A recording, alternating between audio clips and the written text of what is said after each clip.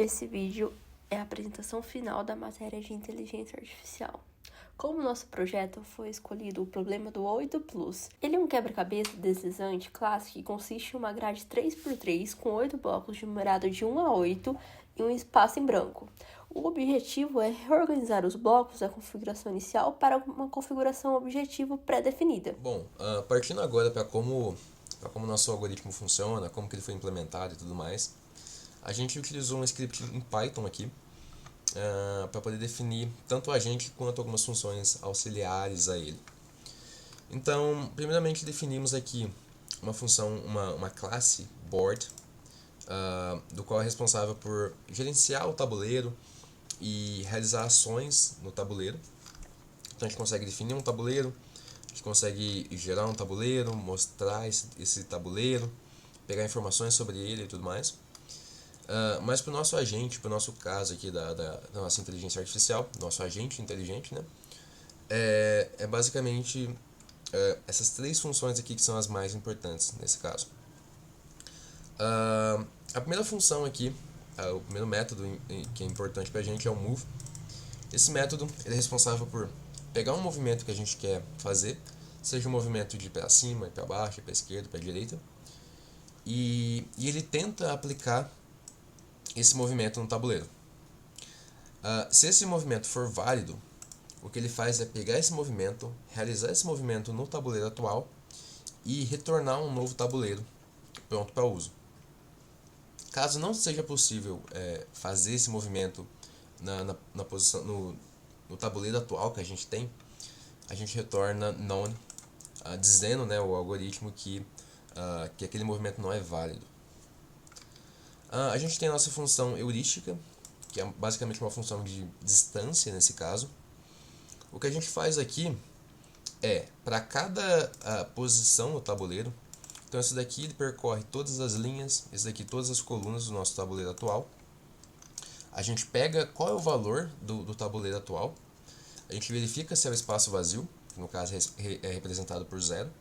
Se não for um espaço vazio, o que a gente faz é comparar esse valor com o tabuleiro objetivo que a gente tem.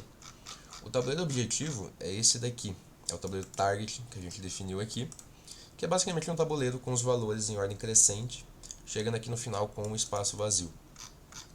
Então o que a gente faz é, a gente pega cada uma dessas posições, então a gente verifica aqui se é o espaço vazio, se não for, a gente pega a posição I e J do tabuleiro atual, a gente pega a posição daquele valor no tabuleiro target. Então, se for, por exemplo, o valor 1, a gente pega essa posição, que é a posição 0, 0, e a gente vê a diferença absoluta entre a linha do tabuleiro atual e a linha que está aquele valor no tabuleiro target. E com isso a gente acumula esses valores e a gente retorna essa distância aqui no final. Basicamente o nosso objetivo aqui é minimizar ao máximo esse valor, ou seja, quanto menor for a distância entre um tabuleiro atual e o tabuleiro target, a gente está mais próximo do tabuleiro que a gente quer chegar. Se esse valor for 0, significa que os dois tabuleiros são iguais e a gente achou a solução.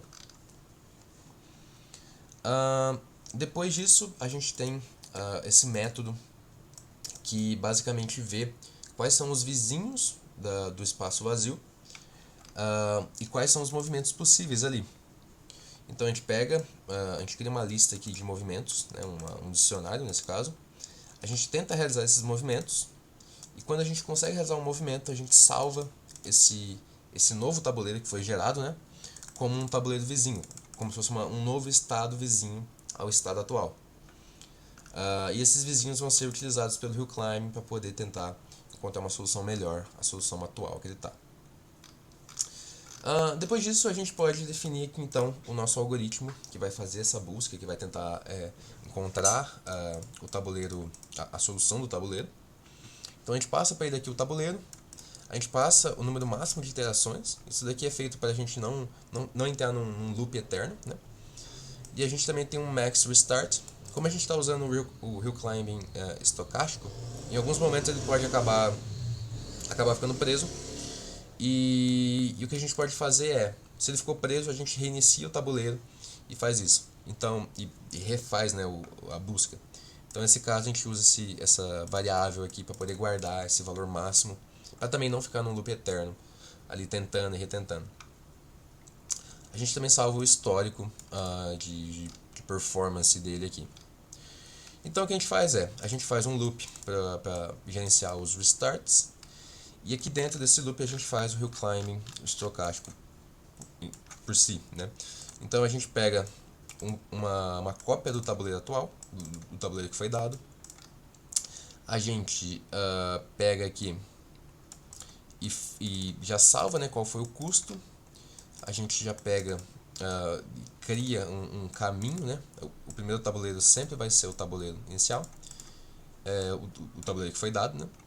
Então nesse path a gente está salvando quais são os steps, né? Quais são as configurações que ele tem que fazer até chegar na solução. E aí a gente aplica o hill climbing aqui. Então para cada uma das iterações a gente verifica se o custo é zero. Se o custo for zero, a gente encontrou, né, a solução, então a gente retorna o caminho.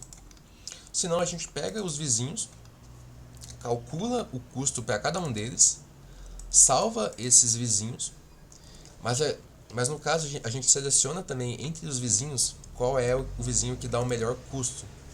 Então a gente tem um custo que já foi pré-calculado aqui, e se a gente conseguir minimizar esse custo, a gente adiciona ele, e depois a gente escolhe randomicamente aqui embaixo um desses novos vizinhos, e esse novo vizinho vai ser o novo tabuleiro, o tabuleiro atual do momento ali, e também atualiza o custo e o caminho em si.